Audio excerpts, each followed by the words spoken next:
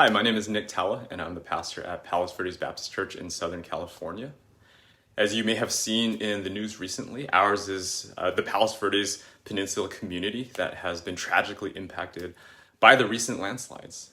And while we are so grateful that the church property where we gather is not affected at this time, we do have a number of neighbors and friends of friends who have been tragically impacted by these landslides. So we ask that you would join us in praying for them.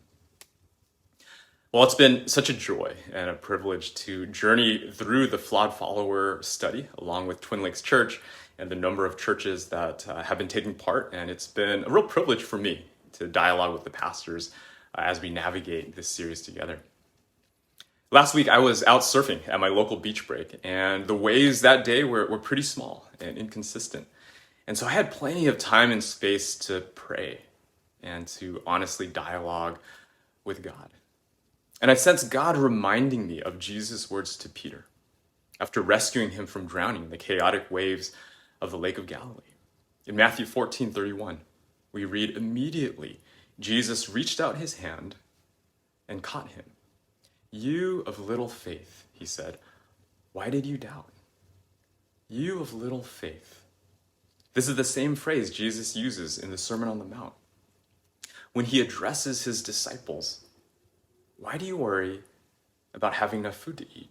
Why do you worry about having clothing to wear? Don't you trust that God will care for you, you of little faith? Now, I don't sense that Jesus is being condescending or that he's shaming his disciples or that he's shaming Peter. I think Jesus is expanding their view of reality. It's as if Jesus is saying, do you trust me? Your faith is so small, and there's so much more that I want you to see and experience and do.